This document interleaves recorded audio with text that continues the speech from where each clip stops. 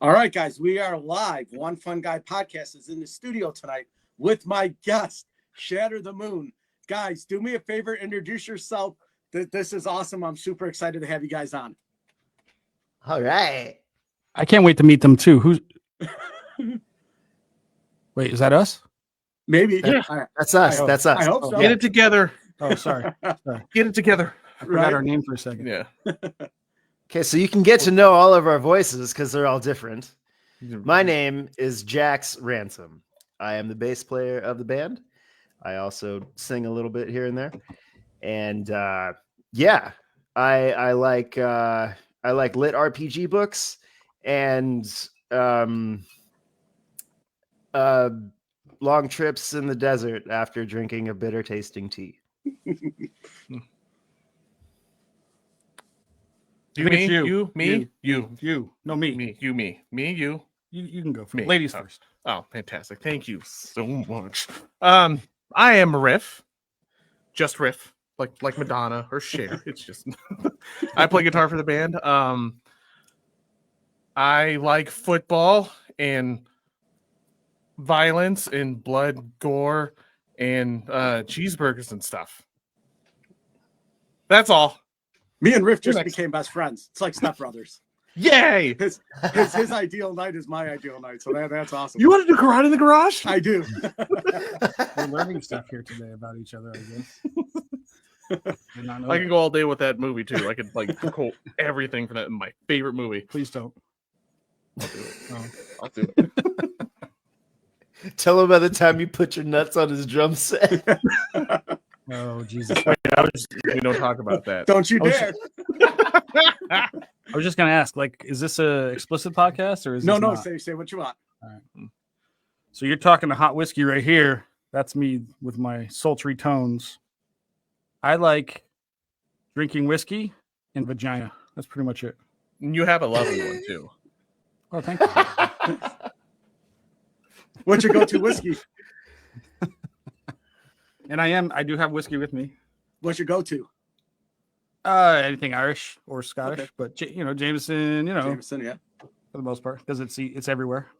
I like it easy, and I like it. I like my whiskey like I like my women. Yeah, that Do you like pretty the much flavored sums whiskey? it up. Yeah. Like the apples Nutshell. and I would say the nuts. caramels and are you just a straight guy? Wait, Oh, what? me? Do you like the mixed, like the flavored, like the caramel, the apple? The, Oh no, Just no. none of the no. flavors? That's for the ladies, bro. Peanut butter whiskey, Fireball, all that stuff. That's for people like. Hey, this shit tastes good and I get fucked up. Why I I just- not? I just actually saw a thing on TikTok the other day. Some guy had peanut butter tequila. That guy that Really? does all the, Ooh. Oh, said it was phenomenal. So I don't know. I can't even imagine. I'll let I him tried handle that. that. Smooth, no bite. I'd try I that. don't know. I would. Yeah, I'd give that a shot for sure. Yeah. I mean, I do a body shot off a hot chick with Right. peanut butter Yeah. tequila, but that's other than that. I mean, I do it off your boobs. You can't handle this. G'day, free. Here, you know. Yes, it ain't free. Anyway, what are we talking about? No, Is Hey, this a music pocket? What is this? Yeah, it's just now it's just a bunch of guys hanging out. So we'll, Absolutely. we'll redirect it to music. So tell us a little bit about the band. How did you guys start this? You guys have been around for a while. I know we talked a little bit earlier. Like, who came up with the idea? How did you guys meet? How were your first interactions? Can you kind of walk us through the starting process? I woke up Yeah. one day from a dream, and I called my buddy Riff up here because I had known Riff forever, and I was like, dude, I swear, I just had a fucking vision, and it was the weirdest thing. I had a dream of this alien space goddess witch, and she was calling to us. And Riff, do you know what she said? And Riff was like, Why? But I don't remember. It's been a while. he said, I don't remember. It's been a while. And I was like, Yeah. this alien space goddess witch is calling to us, man. We need to get hot whiskey and we need to do something about this. And so we called whiskey, and then whiskey will take it from here. I was passed out, so I don't I don't know what happened. Like I remember Jax calling me and be like, hey man, call me later. I didn't got time for this. So he did. And then he told me about this dream he had. And I was like, man, I had the same dream, but I thought it was just drunken stupor. I thought it happened the night before at the strip club. I was like, wait. Yeah, and you're on the rollerblades. It got weird. That girl, really she weird. did look like an alien. Yeah. I mean, well, when I was sober, she did anyway. It was brilliant that night. But anyway, yeah. So this alien called out to us, and we're like, we have to spread the message. We have to change the world. So here we are, Well, that's awesome. talking to glad you, guys- changing the world. One fun guy podcast, one small podcast at a time. Yeah, right. One giant. That's it. I'm Giant trying to be big, podcast for right? mankind. I'm trying to make it in this podcast game. So, I try to. Well, you not came to make the wrong same place, brother. mistakes twice. And trust me, I've made a lot of them. So I try to avoid duplicating mistakes and going that angle. So, from setup to sound to everything. So, that's how I am doing it. So we obviously met through social media, which is a big thing. How do you guys feel about this? I've had a couple bands on. Some of them are pro social media, some are anti, some embrace it, some don't. How do you guys navigate that? Is that something you've kind of come to terms with, or do you still like the old school word of mouth? Because obviously this is the new word of mouth.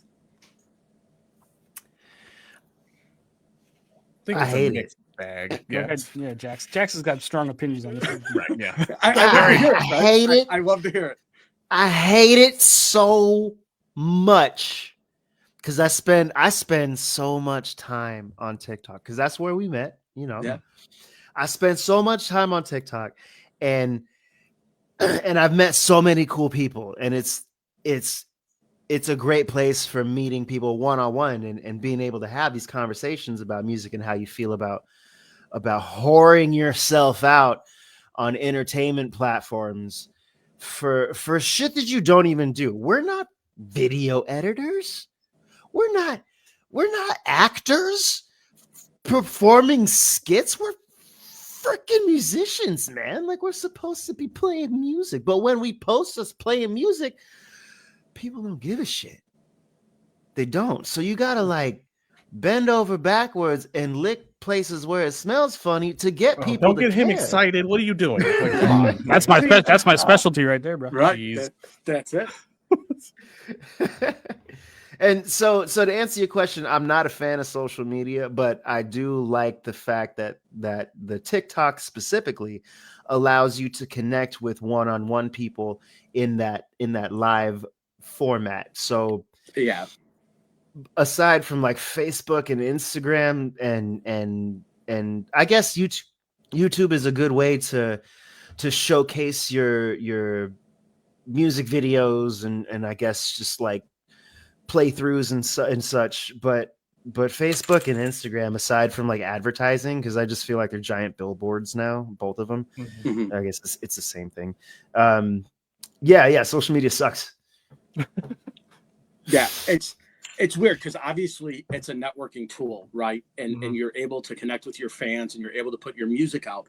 But you've been on TikTok a lot. You've noticed now you have big name musicians that are going live on TikTok, which is really one of the most bizarre things because it kind of was always, they kind of had that attitude that they were just going to go live and they were going to do it. And now they have playthroughs on TikTok. So it is a bizarre universe that they're using that now as a platform to reach out to their fans or stay connected on a kind of lower, level to that point where they actually have the fan base watching them. It's a unique thing. If you haven't seen any of these big artists do TikTok, it's quite cool to see. Yeah, because it's a good way to be able to just like advertise your stuff, as we were just saying, like because it's good as far as like TikTok goes, and I have no idea what are we doing. What as far as like getting the word out and actually just short form, like you said, billboard, small little like just 30 seconds. Hey, this is us, and then you're like, oh, that's intriguing, and then eventually catch that eye if you do it right, and then you keep watching. Then YouTube's like more of a long form, where you kind of get to know the band a little bit more. But But yeah, I think we're all pretty much a mixed bag on. I think we all were not like. I mean, we're older, so therefore, like the whole social media thing's kind of like, we're just. It's kind of one of those, like where we're just so used to like the word of mouth, just kind of putting our names out there as opposed to just going onto our little phones and just like, hey, check out my little picture, like those type of things. It's just we're not used to that, so we're adjusting. We've accepted we need to do it. We don't like it, so sure. So speaking of putting your name out, right? You guys have kind of a good fan base in the Vegas area and the platforms and stuff like that. How do you guys organize shows? Do you have venues come to you? Do you reach out to them?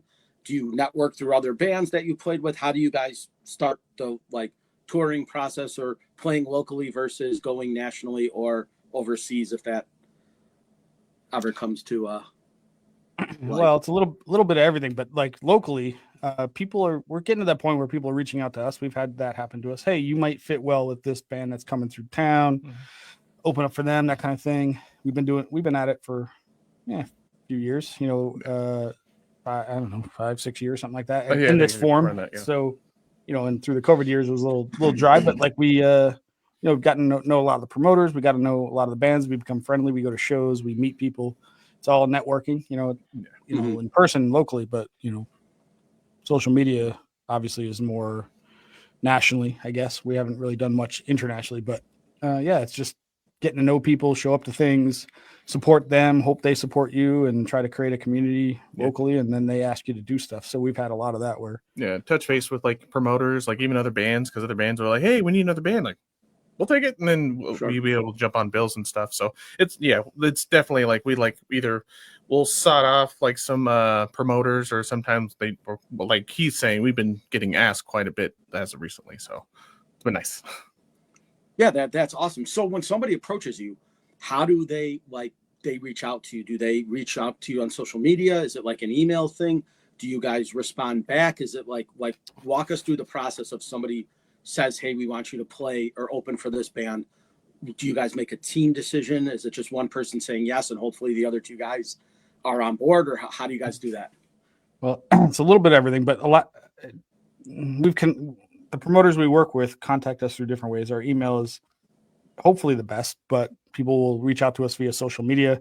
They'll look for bands in Las Vegas that, there'll be bands coming through town. It'll be like, hey, we're looking to book a show. Do you know any place to contact? We might send them out to a promoter, and then they'll have us open for them or something like that.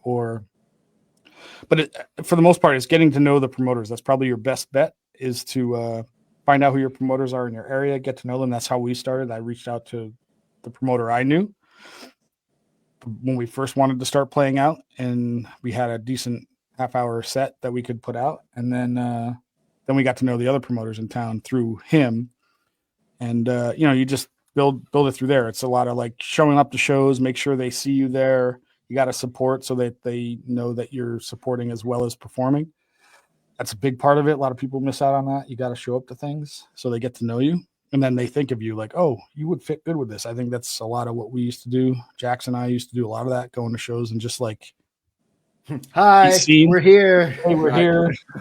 Jax is famous for being in the front row. No matter what you do, you see his hair bobbing along and everybody knows he's there. It's all a ploy to be seen. But either way, it works. And then they get to know you like, oh, that's right. Let's call them.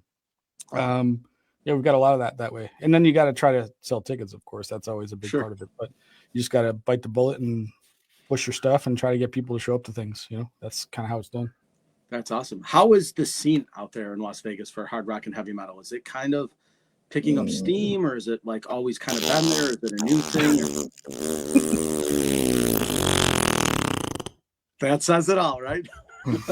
That's not exactly true. Heavy metal is pretty good. Punk is huge here.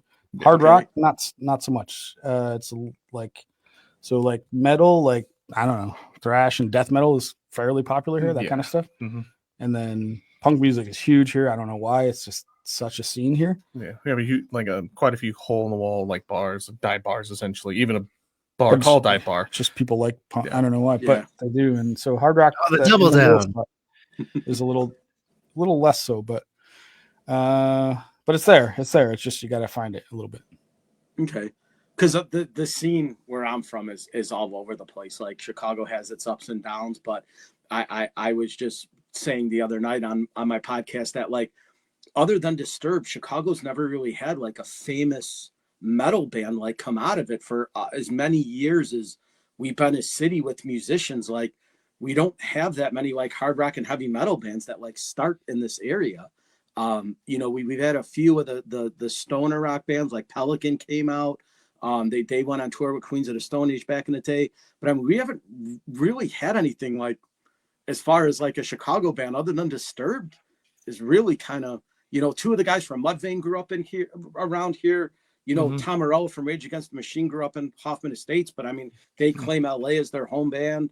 Same with, like I said, Mudvayne. They're two of the guys were from the Rockford area, but they went out to LA, so they don't say Chicago's their home. So it's like we don't really have much. Yeah, we don't have, like, as far as that rock, like the rock, heavy metal, we don't have, like, as far as like bands that made it from here, I mean, what, Panic at the Disco, Killers, Five Finger Death Punch, bro. Five Finger Death Punch. That's a good one. Imagine Dragons. Well, right. Yeah, we could say stuff about Five Finger, but it is what it is. Yeah, we're friendly with Five Finger. I'd open for him. Yeah. Yeah. Speaking of open, who would be your ideal band that you'd want to go on tour with if you could pick an act? Coheed and Cambria, 100%. Okay. Yeah. Or no, that's probably it. Yeah. Maybe I would open for Chevelle and his Heartbeat. Oh yeah. Okay. Oh yeah. That's our genre too. For sure. Breaking Benjamin. Mm-hmm. I wouldn't mind opening for them. Okay. Pretty big heavy hitters in the hard rock and, you know, metal scene. Seven Dust? Oh, wouldn't it be great to open for Seven Dust, guys? I almost walked off just now. I almost just walked off. We are opening for King's X next month, which is pretty good. Yeah. Okay. Yeah, King's X. Looking forward to that one. How many times have you been compared to the singer from King's X, Jack? Not as often as I've been compared to the singer of Seven Dust. Dust. Yeah, that's very true. Yeah. But the singer from King's X now, he shaves his head now, right? He shaves his head. Yeah. I assume he went bald, but I don't really know, but I assume so. But there's a great Eddie Trunk story about the King's X singer. I don't know if you guys ever heard of it with the vitamins. No, tell me. He says they were sitting at dinner one night and he pulled out a bag of pills and he thought it was drugs. And the lead singer from King's X has always been like a health nut and like is always like taking care of his body and exercising and stuff like that. Well, it was a bag of vitamins. And Eddie's like, you can't take those here. You can't do these drugs here. He's like, they're not drugs, they're vitamins. Relax. Chill, bro. Chill. Vitamin C, bro. Calm down. So yeah, that was the King's X story. Vitamin cocaine. I'm gonna tell him about that. Them being a 3-piece too, right? It's kind of unique to find heavy metal bands that are 3-pieces. That too, yeah. So exactly. So a lot of comparisons with King's X. Yeah, we get that a lot, and the music's quite different, but looks wise, yeah. I could see that. So he used to have locks too, right? Back in the day. He used to have like longer hair, no? Yeah. No, yeah. He didn't have dreadlocks, but he had longer hair, like someone do long hair. Yeah. When it's all like pushed up, yeah. So that's awesome. So when you guys let's talk about writing some songs now, right? You have the EP out. When you guys come together to write, is it one person writing the songs, or do you guys all chip in together, or like take us through the songwriting process? If you can, it changed recently. So let's go through the old one. The old style, yeah, like the most common style for us. We would just jam in a room for the most part, and like somebody would say, like Riff might have a riff. Surprise. And we're like, hey, let's just jam to that. That's kind of a cool riff or whatever. Or somebody will say like, hey, you know, we're just bored. We're sitting around jamming or whatever. Probably this is most common. Somebody will say like, oh, write a song like Chevelle or write a song like Coheed. Like The Third Law is like where somebody said, write a song like Chevelle. And we came up with a song called The Third Law, which was like out and everything. Yeah. I think it was like, I want to say it was like 2 or 3 hours. We had that song like that. Basically. It was like done. And then like sometimes it's like old stuff that Riff has in his tool belt. Yeah. We'll just like, oh, that's cool. I'm like, hey, let's do this one. They're like, yeah, let's mess around with that. And then we just kind of collaborate. It's like, this sucks. All right, let's do this instead. Like, okay, let's do that. And we kind of collaborate collectively or whatnot. Actually, funny enough, like the way this the sound of this project kind of started was actually a riff I had. We were trying to do it in a previous. Me and Jax had a previous band we were trying to use this song in, and they weren't necessarily having it. So we were in a different project at the time, and Whiskey was with us. And I just started playing that riff, and actually the song is a Slip Space. So we actually have it on like Spotify and all that stuff. And I started playing that riff, and he's like, "Who's that?" And I'm like, "Oh, that's mine." He's like, "You better fucking be." And we started writing for that song, and that's basically from that point. That's where we got the sound for this now. Yeah, it was a starting point for what we became, which is I don't know what the hell we are, but whatever this is. Yeah, whatever this is. Okay. But like we have a song coming out on the new EP, which was one of our like, let's write a song like Coheed, and then it's very Coheedy. Yeah, I mean, it's not nearly as good, of course, but No. but it's got that the way it starts is super Coheedy. So usually, so music first, lyrics after, or do you kind of have? Yeah, normally. So you get a feel for it, and then we can kind of like go from there. I mean, especially for Jax. Oh yeah, no, the music's almost always done, which is a pain in the ass because it would help to be able to write music to the vocals sometimes, but that's not how it goes. So then like Jax will be screeching into the studio like, I don't have a line for this. We got to write lyrics, and I don't have a melody for this. And we're screeching into the studio like, all right, we'll figure it out there. And that doesn't work at all. But so sometimes it's done ahead of time, but for a lot of times the lyrics are done super last, and not even the lyrics, but the melody of the lyrics are done super at the end. Yeah, which can be tough, like trying to weave in those vocal melodies on top of like whatever we're doing. So and like even some of the times I'll try to pitch in, and even guitar wise, like if we can't figure out a melody, I'll play like a random like lead line over something, and that'll spark an idea, and that'll help out too. Sure. So what's studio time like, band practice? Do you guys have dates and times? Do you set this up, or is it kind of like whenever you have the availability to play, or how do you guys get together and do you this? Said for band practice, you mean? Yeah, practice, and then studio time when you guys actually decide that you want to get in there. Do you guys have a studio you use? Do you kind of just nomad around, or is there like a specific one? Or yes, so like practice, we've always for years it was Tuesdays at 4:00 or whatever, 4:30 we'd show up. Okay. Which is where we are right now. You can't see anything behind us, but all our stuff's behind us. But so once or twice, we try to get to 2 or 3 times a week. Once for sure, 2 or 3 times a week, writing music. One day would be music, another day would be let's work on vocals. Third day would be like let's practice for performances. And then for studio time, like recordings, we try to like get 3 or 4 songs together because you can only afford to do the studio so much. Sure. So we can't do a whole. We can't quite afford a whole album at a time. So we've done 3 EPs essentially, and we just get enough money together to like, all right, let's go to the studio. So the first one was done from a friend of mine who knew of somebody, in his house kind of thing. That's the Purple album, and then the last 2 have been done by a guy that recommended this guy called Corky, who's Pop Cycle Studios in Las Vegas. He's what up, Corky?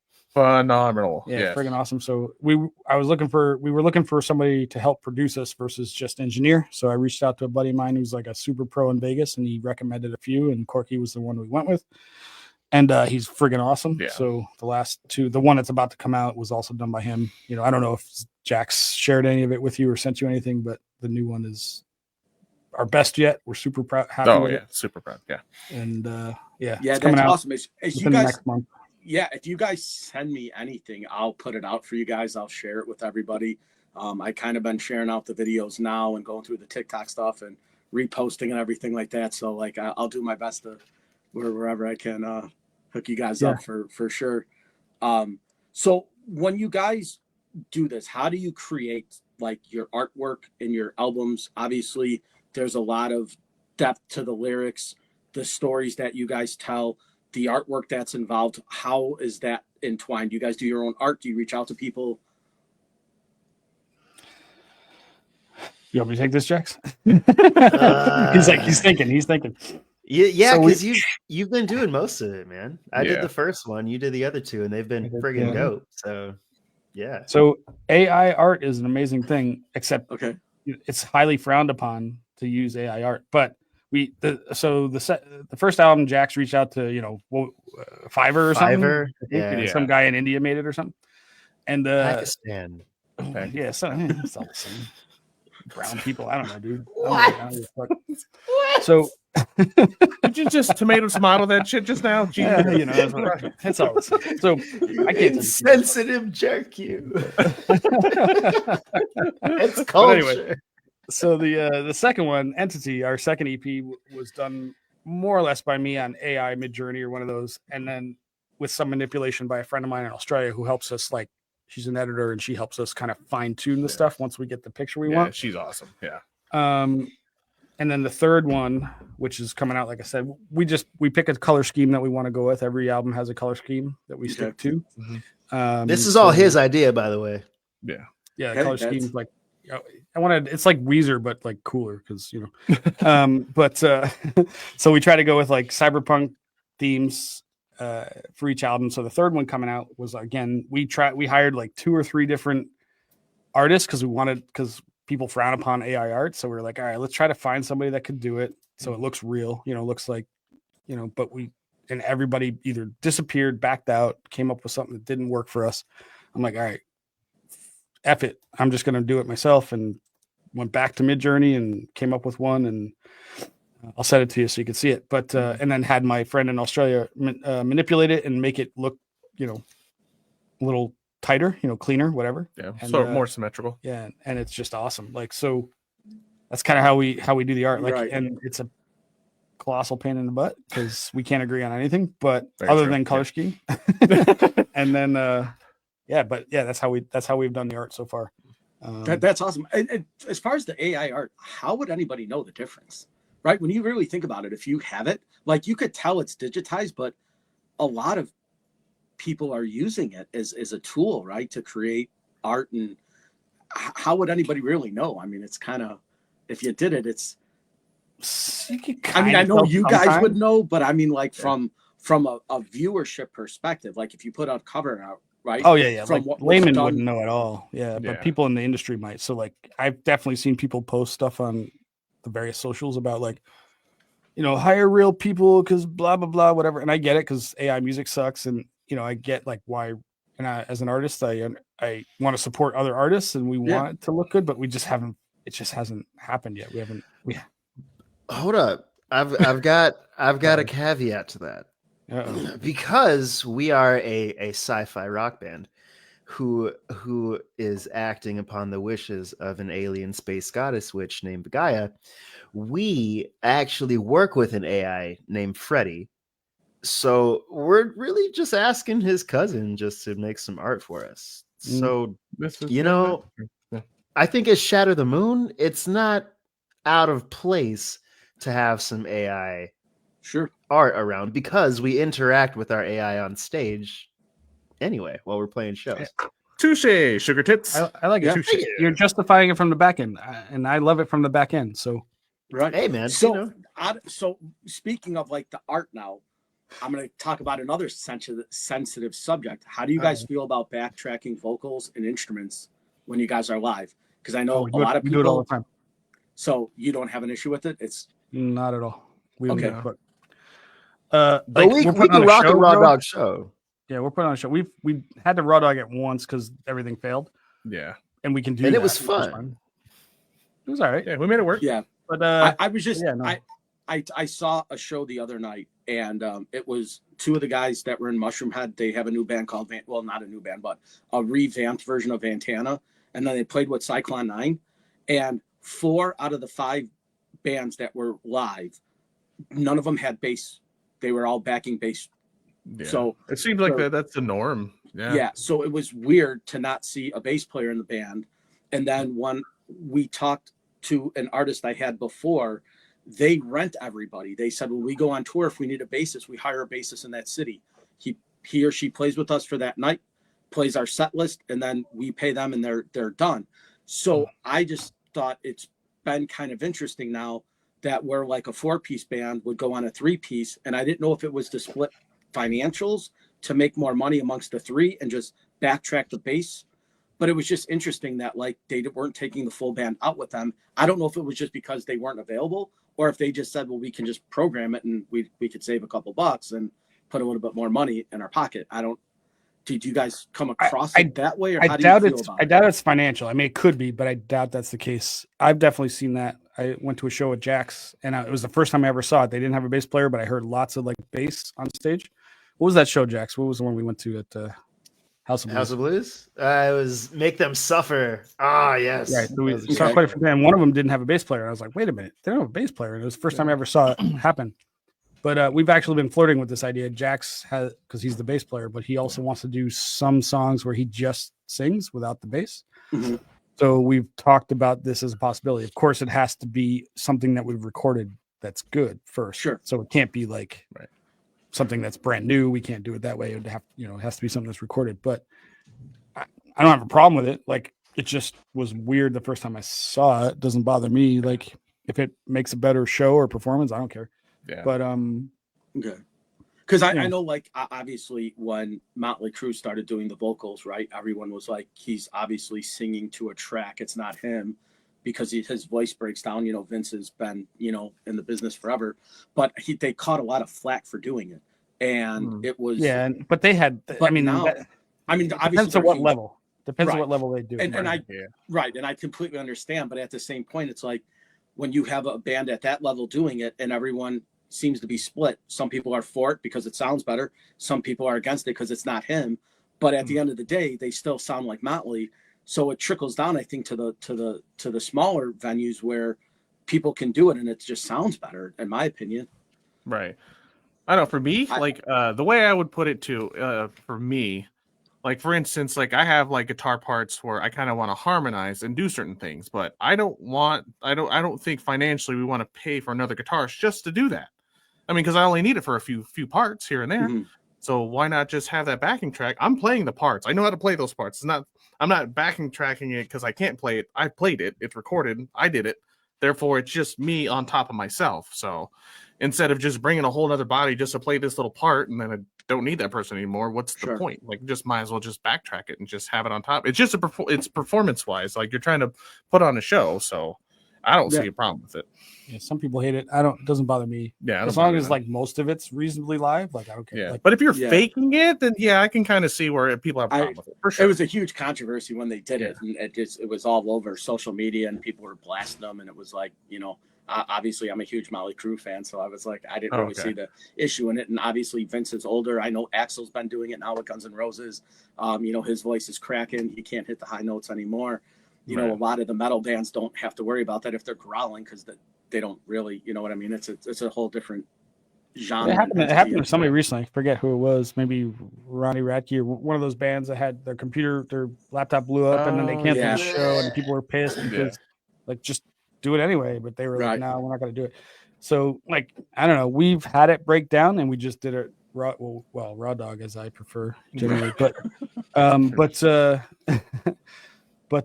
we just played anyway, just as best we could without the computer. But our big thing is, like, we have a show, so the computer helps. It adds to the show. The lights, we have a whole light show. We have backing tracks. We play to click. We try to, like, do transitions. We try to make it cinematic. Like, a lot of what we do is cinematic. Like in time, like, actually smooth, like keep it going, keep it moving, like, but it has to have like a rhythm, just like kind of good pace to it. But like for it, that one time where, like, the computer just took a crap on us, and we were like, all right, screw it, show must go on, and we just did it without it, and went just completely fine. So we try and put on a production. So now, when you guys pick venues, do you try to go with the venue that has better lighting, better speakers for sound, or do you guys just go where you're welcome? Do you guys get to pick and choose, or do you kind of just... Funny that you say pick venues. We don't, dude. Who do you think we are, bro? Do we play where people ask us to play? I mean, there's some times where we turn, like, all right, that place really sucks, we don't want to do that. But generally, we do as much as we can, because that's the name of the game in the beginning. Play everything you can, get in front of people. We win. Our goal is to win one or two people over a show, which kind of works. Granted, it's incredibly slow, but you're building a local audience, and then you have to show promoters and people that you can sell tickets and get people to come out and see you, and then then you start reaching out to your region, say, like Southwest United States for us, or whatever it is.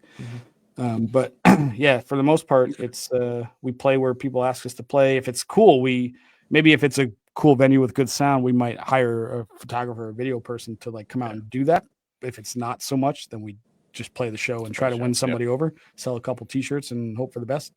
But yeah, it's not Okay. We're not to that point where we're like, nah, that place sucks. We're not gonna play. Right. Right. How is your merchandising been? Do you find that that's the bread and butter when you go live, or is that kind of your big thing? It's is to sell merch to. It's very, very important. Okay. Yeah, because you don't make. Well, I mean, as a local band or like regional band, you don't tend to make a ton on the show itself. Once in a while, you get lucky. You sell enough tickets and here and there, but for the most part, it's the merch stuff where you make your money. Yep. So when you guys go to the idea of playing in front of an audience, obviously you said before you want to put on the show, you guys do the same stuff all the time, right? You try to always make it as entertaining as you can, or are there, some times where you just can't do that? What do you do if you can't do that? Is there like, do you guys always try, or is it?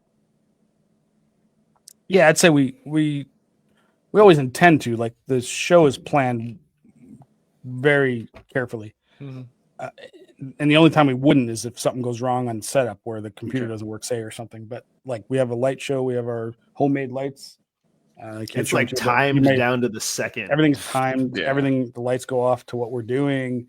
The in between stuff. Sometimes we've done some. I wouldn't say skit, but like we've done some intro bits, things the way we come in or come out. It's all. There was like a skit in Phoenix. Yeah.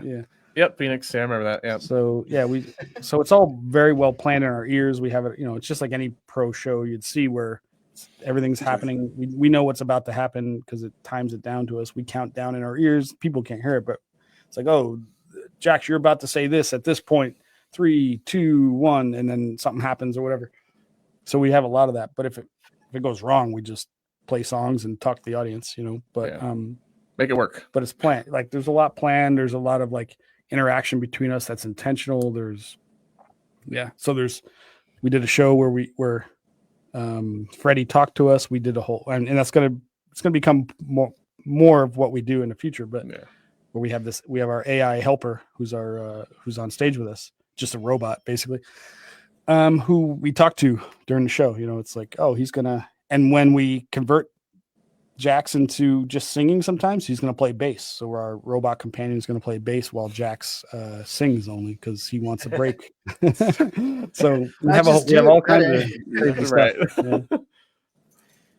Well, that's awesome. So when you guys create this robot, like how did that come about? Who had the idea to do this? Is that kind of something you always had in the back of your mind, or is that just something you came up with one day? Or I think Jax. It's a pretty unique concept. We've talked about. Well, I mean, it's not literally. It's not like a Iron Maiden where Eddie. No, right. But it's like we have a tower of electronic equipment that is what we call Freddy. It's our AI helper. He's the computer and everything that runs the show, and then we just talk to him, and he talks back to us during the show. So I don't know, Jax. Maybe I don't know. We've thought about it forever. It's just like we can only do a little bit at a time. So we plan it, figure it out how we're going to do it. And then, work it out. But we've only done that one once, but we want to include that more as we figure out how to do it better, Yeah. It's tough to do it in like a 27, 28-minute set, Like if you only got a half hour to play your music, like you don't want to put that, I guess you could put it in with like, like how do you put that in there, Right. Yeah. Is that your average set time? Give or take about a half hour? Is that? Yeah. We've done anything from 25 to an hour, but like most of the time, most sets are half an hour. Yeah. Okay. Well, that's pretty awesome. So as we're wrapping things up in the last few minutes that we have, let everybody know where they can find you. Where can they find your music? Where could they find your website? Obviously, you're on social media. Tell everybody where they can find you. Well, your best connection is shatterthemoonband.com. That's got every link that you'd ever want to get to. So again, all of it. Shatterthemoonband.com, shatterthemoonband.com. But you can get to all our socials that way. Our shows, you can buy tickets, whatever, all that stuff, merch, whatever. But of course, everything on all the socials is at Shatter the Moon, almost everywhere. Yeah, So, pretty much Spotify. and YouTube. except the reason we don't have shatterthemoon.com is because some cryptocurrency there's something called Shatter the Moon cryptocurrency. We couldn't get it. Yep. So we had to go shatterthemoonband.com. So don't go to the shatterthemoon.com unless you want to buy cryptocurrency. Crypto, I guess. yeah. I don't know. That's not us. curious. That's not us selling it. We're not trying We're to not rip you off. currency, damn it. We're not ripping you off. But I mean, if you want to send us money, feel free. Yeah, But but mine- That's Yeah. awesome. So Ooh. what's your next tour setup? Where are you guys going to be locally or in the Southwest region? If people are in that area, where could they could see you? We got a nice little summer run coming up, spring run coming up. We'll be in Vegas later next month on the 19th. March 19th. Mhm. March Opening 19th. for King's at X, as we said. King's X. Yeah. King's X. Looking forward to that. Super excited. Yeah. I got another one coming up in Phoenix, Arizona in June. Whiskey, remind me what day that was? June I don't remember. 28th? Last Saturday in June, but Yeah, something like that. Yeah. I think it's June 28th. something like that. It's last Saturday in June, whatever that is. And We have a couple other things in the works. Mhm. July Yeah. something, and but just check the website shatterthemoonband.com. You can see everything we're gonna do. We try to play Awesome. every couple of months and not overdo it. You know. Right. Yeah. I appreciate it. Well, guys, thank you so much for your time. We'll definitely follow you. We'll promote you as much as we can. And when you guys make it big, don't forget where you started from. So don't forget me. Oh hell yeah! Man. You got it. You got it. We got you. When we come to play in Chicago, you're on the list, bro. Awesome. I appreciate On it. the list. Anything I can do to get you here, let me know if I can help out in any way. Free I'd love to T-shirt. see you guys Yeah, play something. this. Hey, we might need a place to crash. So if you got Hey, a we'll couch We'll need or warm something. spots. Tell us where the warm spots are. Bring girls. Yes. I got you for sure. All right. Well, thank guys. you for having you us so on. much I for doing appreciate this. that. I appreciate it, guys. One Fun Guy podcast again with Shatter the Moon. This video will be up on YouTube. I will put all your links into it where everybody can find you, and then we'll share it out, and we'll get you the link to the YouTube channel. So, all right, Cool. guys. Sounds Thank good. you so much for doing this. I appreciate it. You guys, and just besides being a cool band, you guys are cool dudes to be on the show. So thank you again for doing that. It's always fun when you can kind of be yourselves and you don't have to stick with the question answer. Right, So yeah. I appreciate that. Yeah, dude. Absolutely. We're hard to interview. I get it. Right, We're all over the place. That's all good. No, I like it. It makes it for a fun, exciting 45 minutes. So Yeah. Thanks, man. Appreciate Yeah. you. all right, Appreciate thanks, it. boys. I apprate it. Good luck, and we'll talk soon. Okay. Have a good night. Absolutely, All right, later, everybody. Yep. Later.